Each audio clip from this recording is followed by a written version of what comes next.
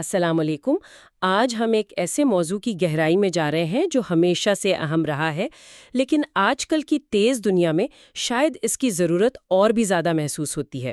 وعلیکم السلام۔ جی بالکل۔ موضوع ہے اسلام میں مسلسل سیکھتے رہنا اور اپنی ذات کو بہتر بناتے رہنا۔ اور خاص طور پر نبی اکرم صلی اللہ علیہ وسلم کی تعلیمات اور آپ کی مثال کی روشنی میں۔ جی، ہمارے سامنے اصل میں ایک کتاب کے کچھ حصے ہیں جو اسی نبوی ماڈل پر بات کرتے ہیں کہ علم حاصل کرنا، پھر اس پر عمل کرنا اور اسے آگے پہنچانا، یہ کیسے اسلامی سوچ کا آپ کہہ لیں ایک مرکزی نقطہ رہا ہے۔ تو آج بات چیت کا مقصد کیا ہوگا؟ کیا سمجھنے کی کوشش کریں گے ہم؟ دیکھیں، ایک تو یہ کہ پیغمبر اسلام صلی اللہ علیہ وسلم نے صحابہ کرام میں وہ علم کی لگن، وہ پیاس کیسے پیدا کی، جس نے پوری نسل بدل دی۔ بالکل، وہ سیکھنے سکھانے کا کلچر وہ کیسے پروان چڑھا۔ اور پھر اس سے جو سبق ملتے ہیں انہیں آج کے دور میں، خاص کر یہ جو AI مصنوعی ذہانت کا زمانہ ہے، جی اس میں کیسے لاگو کر سکتے ہیں۔ مطلب معلومات تو آج آپ دیکھیں ایک کلک پر ہے، ڈھیروں معلومات ہیں، لیکن کیا ہم واقعی زیادہ سمجھدار ہو رہے ہیں؟ حکمت بڑھ رہی ہے؟ یہ بہت اہم سوال اٹھایا آپ نے، اور اسی سے جڑے کچھ اور سوال بھی ہیں جن پر غور کرنا چاہیے، جیسے مسلسل سیکھنا کیوں ضروری ہے، مطلب روحانی، فکری، عملی کامیابی کے لیے۔ اور کیا علم صرف انفارمیشن جمع کرنا ہے یا کردار سے بھی اس کا کوئی تعلق ہے؟ بالکل، اور وہ جو آج کل ایک ٹرم استعمال ہوتی ہے، گروتھ مائنڈ سیٹ۔ ہاں، کافی سنتے ہیں اس کے بارے میں، ترقی کرنے والی ذہنیت۔ جی، تو اس کا اسلامی تصور کیا ہے؟ قرآن و سنت میں اس کی کیا بنیاد ملتی ہے؟ اور آخر میں یہ کہ ہم یعنی افراد بھی اور ادارے بھی وہ کیسے ایسے سسٹم بنا سکتے ہیں جو علم اور کردار دونوں کی مسلسل بہتری کو ممکن بنائیں۔ جی ہاں، انشاءاللہ ان سوالوں کے جواب ڈھونڈنے کی کوشش کریں گے۔ تو شروع کہاں سے کریں؟ بنیاد سے؟ میرے خیال میں بنیاد سے ہی شروع کرنا چاہیے۔ اسلام میں علم کی اصل حیثیت کیا ہے؟ یہ سفر شروع کہاں سے ہوتا ہے؟ ٹھیک ہے، تو سب سے پہلی بات تو یہی ہے نا کہ اسلام نے علم کو مرکزیت دی ہے۔ یہ کوئی سائٹ کی چیز نہیں، دین کی بنیاد ہے۔ بالکل۔ جو پہلی وحی نازل ہوئی نبی اکرم صلی اللہ علیہ وسلم پر، اس کا پہلا لفظ ہی اقرا تھا، پڑھو۔ جی، پڑھو، اور یہ صرف مطلب کتاب پڑھنے کا حکم نہیں تھا۔ نہیں، یہ تو بہت وسیع تھا۔ کائنات کو پڑھو، اپنے آپ کو سمجھو، اللہ کی نشانیوں پر غور کرو۔ بالکل، علم کے یوں سمجھیں سارے دروازے کھول دیے سے ایک لفظ نے۔ اس نے واضح کر دیا کہ اسلام ایک علمی، ایک فکری دین ہے۔ اور اس علم کا مقصد یہ بھی سمجھنا ضروری ہے۔ ذرائع ہمیں بتاتے ہیں کہ اسلام میں علم بس معلومات اکٹھی کرنا نہیں ہے، نہ ہی ڈگریاں لینا یا دوسروں پہ روب ڈالنا۔ ہاں، اصل مقصد تو ہدایت پانا ہے، اپنی اصلاح کرنا، اللہ کو پہچاننا ہے۔ علم وہ ہے جو انسان میں عاجزی لائے، اسے عمل کی طرف راغب کرے، کردار کو سنوارے۔ تبھی تو علم کو عبادت کہا گیا ہے۔ جی، عالم کی نیند کو جاہل کی عبادت سے بہتر قرار دیا گیا۔ وجہ یہی ہے کہ علم صرف اپنی ذات کو نہیں سنوارتا، وہ دوسروں کے لیے بھی روشنی بنتا ہے، معاشرے میں خیر پھیلاتا ہے۔ اور اسی لیے نبی اکرم صلی اللہ علیہ وآلہ وسلم کا وہ مشہور فرمان ہے، علم حاصل کرنا ہر مسلمان مرد عورت پر فرض ہے۔ فرض کا لفظ استعمال ہوا ہے، یہ کوئی آپشنل چیز نہیں، لازمی ذمہ داری ہے۔ اور یہ بھی نہیں کہ صرف مردوں پر، مرد اور عورت دونوں پر، اور کسی خاص عمر یا طبقے کے لیے بھی نہیں، سب کے لیے، بچپن سے قبر تک۔ اس نے تو علم کو بالکل آپ کہیں جمہوری بنا دیا۔ جی، کسی کی جاگیر نہیں رہنے دیا۔ اب اس بنیادی تصور کو آج کے دور سے جوڑتے ہیں، خاص طور پہ AI سے۔ ٹھیک ہے۔ AI یعنی مصنوعی ذہانت، مشینیں جو انسانوں کی طرح سیکھ رہی ہیں۔ اس کی وجہ سے آج معلومات کا ایک سیلاب ہے ہمارے ارد گرد۔ کسی بھی موضوع پر سیکنڈوں میں آپ کو بہت کچھ مل جاتا ہے۔ لیکن سوال پھر وہی آتا ہے، کیا یہ معلومات کا سمندر ہمیں حکمت بھی دے رہا ہے؟ اکثر تو لگتا ہے کہ معلومات بہت ہیں، مگر گہرائی، سمجھ بوجھ، صحیح غلط میں فرق کرنے کی صلاحیت یعنی حکمت وہ کم ہو رہی ہے۔ لوگ انفارمیشن کے کنزیومر تو بن گئے ہیں، علم کے طالب شاید نہیں رہے۔ اور یہ بڑا چیلنج ہے، معلومات آپ کو بھٹکا بھی سکتی ہیں، غلط راستے پر بھی ڈال سکتی ہیں۔ تو شاید آج پہلے سے زیادہ ضروری ہے کہ ہم با مقصد علم کی طرف لوٹیں۔ ایسا علم جو صرف دماغ نہ بھرے، روح کو بھی کچھ دے، کردار کو بہتر بنائے۔ معلومات کو فلٹر کرنا، ترجیح دینا، یہ اب زیادہ اہم ہو گیا ہے۔ اور اس با مقصد علم کی تلاش اور اس پر عمل کا بہترین نمونہ کون ہے؟ خود نبی اکرم صلی اللہ علیہ وسلم کی ذات۔ جی ہاں، یہ پہلو بہت اہم ہے۔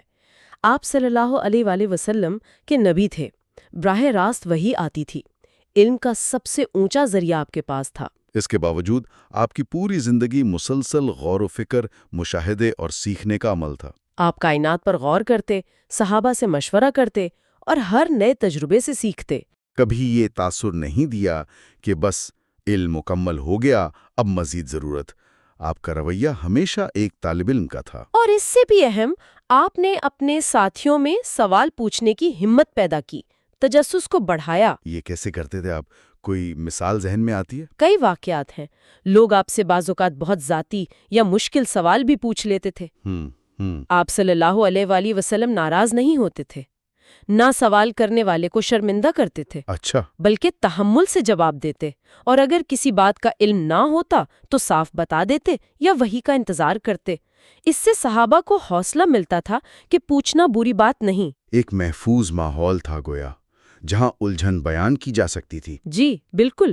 تو آپ نے صرف علم دیا نہیں، علم حاصل کرنے کا شوق اور طریقہ بھی سکھایا، اور پھر اسے آگے پھیلانے کی تاکید بھی کی۔ شدید تاکید۔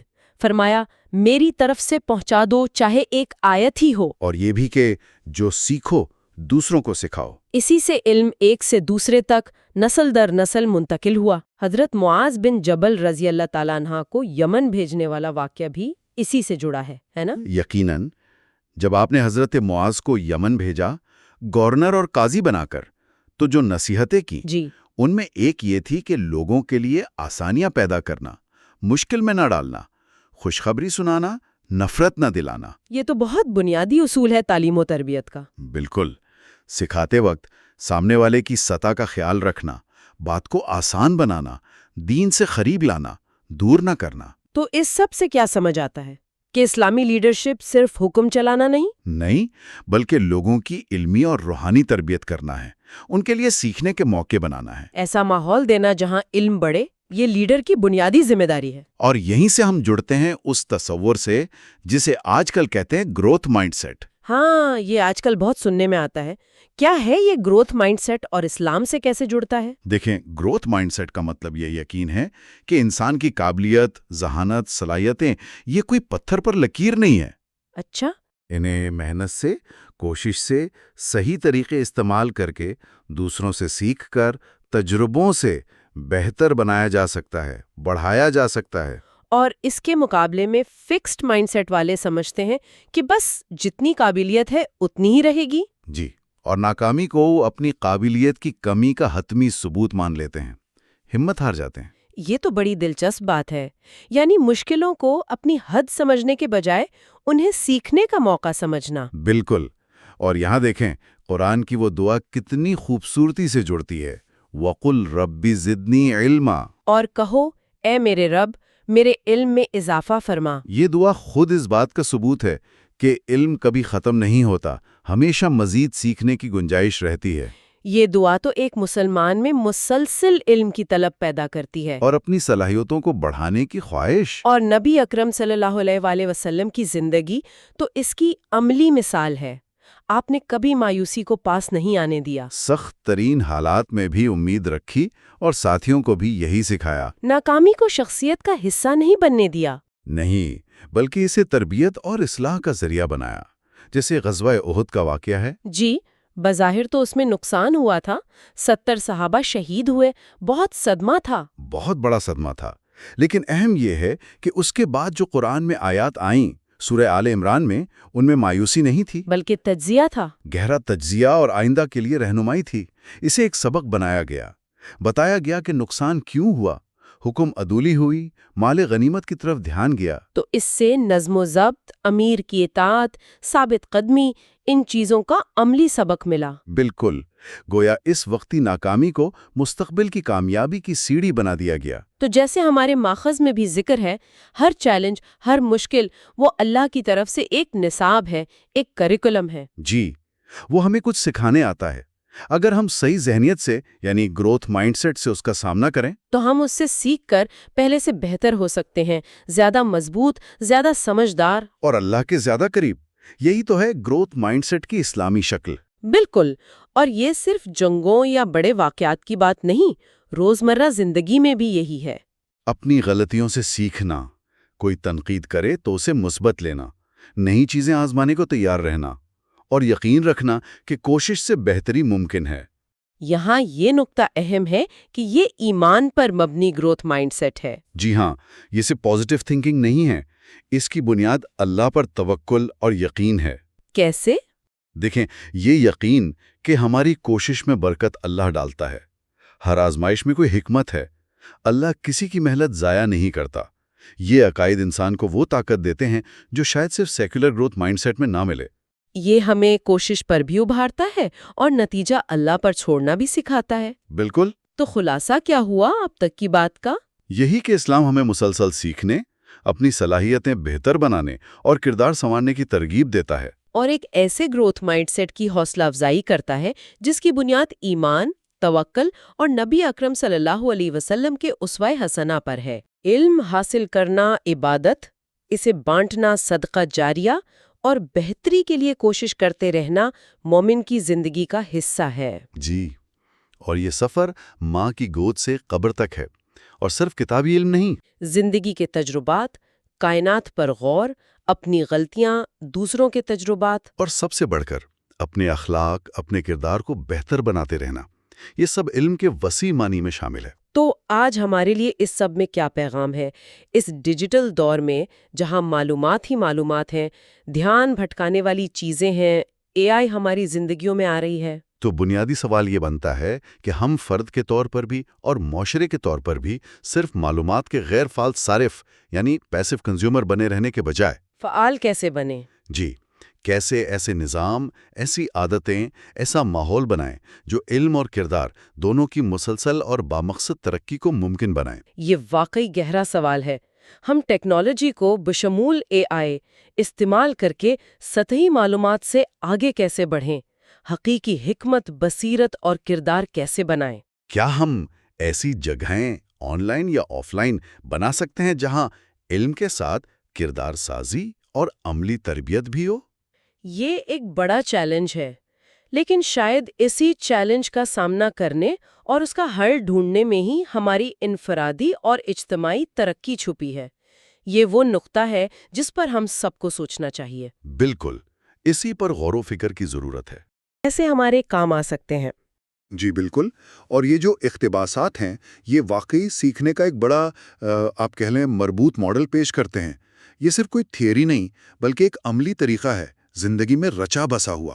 تو آج ہم یہی دیکھیں گے کہ ان سے کیا اہم باتیں، کیا حکمتیں نکلتی ہیں، خاص طور پہ کہ علم کو منظم کیسے کریں، مختلف علوم میں توازن کیسے ہو، اور سب سے اہم مسلسل سیکھتے رہنے کی عادت کیسے اپنائیں، جو شاید آج کل پہلے سے بھی زیادہ ضروری ہو گئی ہے۔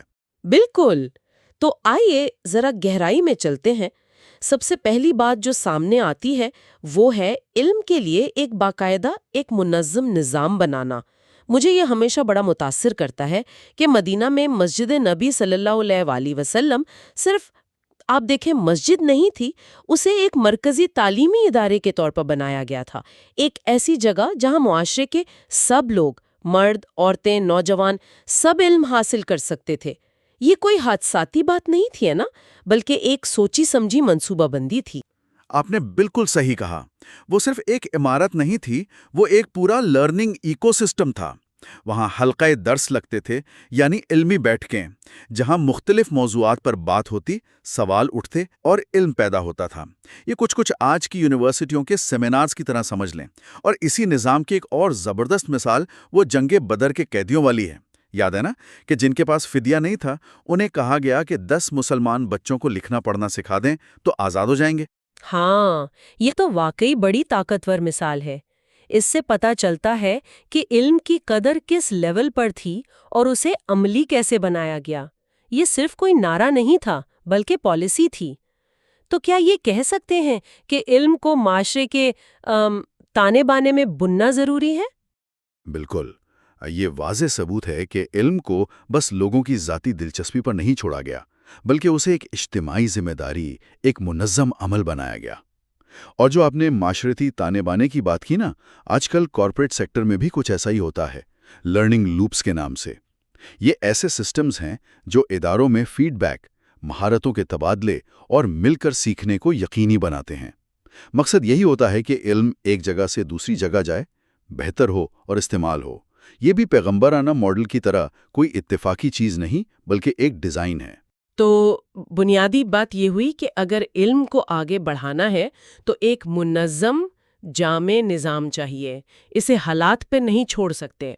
یہ نظام مواقع بناتا ہے، سب کو رسائی دیتا ہے اور علم کو ایک شکل دیتا ہے۔ اچھا، اب یہاں ایک سوال ہے کہ اس نظام میں علم کون سا تھا؟ کیا صرف مذہبی علم تھا؟ بہت اہم سوال ہے یہ، اور یہ ہمیں دوسرے نقطے پر لے جاتا ہے، روحانی اور دنیاوی علم کا توازن۔ ماخذ یہ بتاتے ہیں کہ اسلام میں علم کی ایسی کوئی سخت تقسیم نہیں ہے کہ یہ دینی ہے اور وہ دنیاوی۔ اصل چیز یہ ہے کہ علم نافع ہو، یعنی فائدہ مند ہو، فرد کے لیے بھی، معاشرے کے لیے بھی۔ رسول اللہ صلی اللہ علیہ وآلہ وسلم کی تعلیمات اور زندگی میں دیکھیں تو عبادات، اخلاق کے ساتھ ساتھ تجارت کرنے، حکومت کرنے، طب، یہاں تک کہ دفاعی حکمت عملی جیسے دنیاوی معاملات میں بھی پوری رہنمائی ملتی ہے۔ صحابہ کو زبانیں سیکھنے، تجارت کرنے، دوسری مہارتیں حاصل کرنے کی ترغیب دی گئی۔ یہ توازن تو آج کے دور میں شاید اور بھی زیادہ اہم ہو گیا ہے۔ ایک طرف اے آئی ہے، بائیو ٹیکنالوجی ہے، اتنی حیران کن ترقی ہو رہی ہے، لیکن دوسری طرف یہی ترقی گہرے اخلاقی سوالات بھی لا رہی ہے، جیسے اے آئی کا ذمہ دارانہ استعمال کیسے ہو، جینیاتی تبدیلیوں کا کیا اثر ہوگا، ماحولیات کا مسئلہ۔ ان سب سے نپٹنے کے لیے ٹیکنیکل علم کے ساتھ ساتھ ایک مضبوط اخلاقی بنیاد بھی تو چاہیے ہے نا؟ کیا یہ پیغمبرانہ ماڈل اس چیلنج کا کوئی جواب دیتا ہے؟ یقیناً دیتا ہے۔ یہاں جو گہری بات سمجھ آتی ہے وہ یہ ہے کہ علم اگر اخلاق کے بغیر ہو تو تباہی لا سکتا ہے، اور اخلاق اگر علم کے بغیر ہو تو بے بس ہو جاتا ہے۔ دونوں ساتھ ساتھ چلتے ہیں، لازم و ملزوم ہیں۔ علم ہمیں طاقت دیتا ہے دنیا کو سمجھنے کی، بدلنے کی، لیکن اخلاق سکھاتا ہے کہ اس طاقت کو استعمال کیسے کرنا ہے بھلائی کے لیے۔ یہ توازن اے آئی کے دور میں تو خاص طور پر اہم ہے۔ اے آئی ہمیں بہت صلاحیتیں دے سکتا ہے، لیکن اس کے استعمال کا مقصد، اس کی حدیں، یہ تو انسانی اخلاق اور حکمت ہی طے کرے گی۔ یہ ماڈل ہمیں یاد دلاتا ہے کہ اصل ترقی وہ ہے جس میں مادی اور روحانی، تکنیکی اور اخلاقی دونوں پہلو ساتھ بڑھیں۔ یہ واقعی ایک گہری بات ہے۔ علم طاقت ہے اور اخلاق اس طاقت کا صحیح رخ متعین کرتا ہے۔ اچھا، تو اس نظام اور توازن کے بعد تیسرا اہم ستون جو ماخذ میں ہے وہ ہے مسلسل سیکھنے کی عادات، یعنی وہ روزمرہ کے کام جو علم کو زندگی کا حصہ بنا دیں۔ ان عادات پر کچھ روشنی ڈالیں گے؟ جی، ماخذ میں کئی ایسی عادتیں بتائی گئی ہیں جو اس طرز تعلیم کا حصہ تھیں۔ ایک تو یہ کہ روزانہ کچھ نیا سیکھنا، ہر دن علم میں کچھ اضافہ ہو، چاہے قرآن کی آیت ہو، سیرت کا پہلو ہو یا اپنے تجربات سے کوئی سبق ہو، بس ہر دن پچھلے دن سے بہتر ہو۔ روزانہ کی بنیاد پر، ٹھیک۔ دوسری عادت تھی سوال پوچھنا۔ تجسس کو بہت اہمیت دی گئی۔ سوال کرنا علم کی کنجی سمجھا جاتا تھا۔ یہ صرف معلومات کے لیے نہیں بلکہ گہری سمجھ اور حقیقت تک پہنچنے کے لیے تھا۔ سوال کرنا۔ تیسرا، تجربات سے سیکھنا۔ زندگی میں جو ہو رہا ہے، کامیابی، ناکامی، سب سیکھنے کا موقع ہے۔ واقعہ خود اتنا اہم نہیں جتنا اس پر غور کرنا، اس سے سبق نکالنا ہے۔ صحیح، یعنی ریفلیکشن۔ چوتھا، دوسروں کو سکھانا۔ علم چھپانے کی چیز نہیں، پھیلانے کی چیز ہے۔ یہ اصول کے علم بانٹنے سے بڑھتا ہے، کم نہیں ہوتا۔ جو سیکھا وہ دوسروں کو بتانا۔ جی۔ اور پانچواں، مسلسل بہتری، جسے احسان کہتے ہیں۔ ہر کام کو بہترین طریقے سے کرنا اور خود کو بہتر بناتے رہنا۔ یہ صرف علم نہیں، ہر عمل میں کمال کی کوشش۔ اثر تو بہت گہرا ہوگا۔ یہ صرف ٹیکنیکس نہیں بلکہ ایک ذہنیت بناتی ہیں۔ لیکن آج کل جہاں معلومات اتنی زیادہ ہیں، وقت کم ہے، ان کو اپنانا کتنا عملی ہے، خاص طور پر جب اے آئی خود اتنا کچھ سیکھ سکتا ہے؟ بہت اہم سوال ہے یہ۔ دیکھیں، ان عادتوں کے پیچھے جو اصول ہے نا، وہ آج پہلے سے زیادہ اہم ہیں۔ یہ عادتیں عاجزی لاتی ہیں کہ ہم کتنا بھی جان لیں۔ علم تو لامحدود ہے۔ یہ تجسس کو زندہ رکھتی ہیں، سوال پوچھنے کی وہ صلاحیت جو ہمیں مشینوں سے الگ کرتی ہے، اور یہ نظم و ضبط پیدا کرتی ہیں کہ سیکھنا ایک مسلسل عمل ہے، زندگی بھر کا۔ اور جہاں تک اے آئی کا تعلق ہے، یہ عادتیں اور بھی ضروری ہو جاتی ہیں۔ اے آئی معلومات پروسیس کر سکتا ہے، لیکن گہرے سوال پوچھنا، تجربے سے حکمت نکالنا، علم کو اخلاقی زاویے سے دیکھنا اور اسے دوسروں تک پہنچانا، یہ وہ انسانی خوبیاں ہیں جنہیں یہ عادتیں بڑھاتی ہیں۔ اسلام کا پہلا حکم اقرا، پڑھو، صرف پڑھنا لکھنا نہیں تھا، اس کا مطلب وسیع تھا۔ مشاہدہ کرو، غور کرو، سمجھو، علم حاصل کرو۔ یہ اشارہ ہے کہ زندگی بھر سیکھنا انسان کی فطرت اور ذمہ داری ہے، خاص کر اس بدلتی دنیا میں۔ تو اگر ہم ان سب باتوں کو جوڑیں، ایک منظم نظام، علم میں توازن اور مسلسل سیکھنے کی عادتیں، یہ سب مل کر ایک ایسا طاقتور ماڈل بناتے ہیں جو صدیوں سے کارآمد رہا ہے۔ کیا ہم یہ کہہ سکتے ہیں کہ اس ماڈل کا نچوڑ یہ تھا کہ ایسا معاشرہ بنے جہاں ہر شخص بے وقت استاد بھی ہو اور شاگرد بھی؟ بالکل، یہ ایک لرننگ سوسائٹی کا تصور تھا، جہاں علم کسی خاص طبقے تک محدود نہیں تھا، بلکہ زندگی میں ہر طرف جاری تھا۔ اور اس مسلسل سیکھنے کو ممکن بنانے والا فارمولا، جیسا کہ ماخذ میں اشارہ ہے، وہ 3 چیزوں کا مجموعہ ہے: عاجزی پلس تجسس پلس نظم و ضبط۔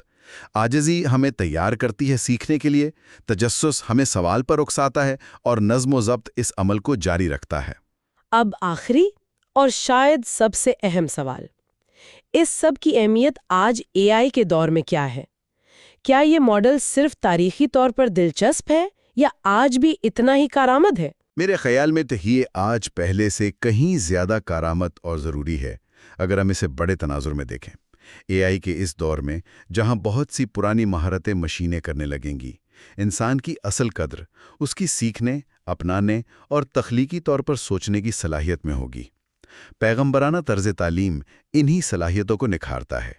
اس دور میں مسلسل سیکھنا صرف ذاتی ترقی یا نوکری کے لیے ضروری نہیں رہا، یہ بقا کا سوال ہے تاکہ ہم ان تبدیلیوں کا سامنا کر سکیں جو اے آئی لا رہا ہے۔ یہ ایمان کا تقاضا ہے، کیونکہ علم ہمیں کائنات میں اللہ کی نشانیوں کو بہتر سمجھنے اور اس کے قریب ہونے میں مدد دیتا ہے، اور یہ مقصد حیات کا حصہ ہے، کیونکہ علم ہمیں بہتر انسان، ذمہ دار شہری اور انسانیت کے لیے زیادہ مفید بناتا ہے۔ اے آئی ایک بہت طاقتور اوزار ہے، لیکن اس اوزار کو چلانے والی حکمت، اخلاق اور مقصدیت اسی گہرے مسلسل سیکھنے کے عمل سے آئے گی جس کی تعلیم یا ماڈل دیتا ہے۔ یہ واقعی ایک سوچنے والی بات ہے، یعنی اے آئی کے دور میں انسان کی اہمیت کم نہیں ہوئی، بس اس کی نوعیت بدل گئی ہے، اور یہ پیغمبرانہ ماڈل ہمیں اس نئی حقیقت کے لیے تیار کرتا ہے۔ علم اب صرف معلومات جمع کرنا نہیں، بلکہ حکمت، کردار سازی اور مقصد کی تلاش کا سفر ہے۔ بالکل درست فرمایا آپ نے۔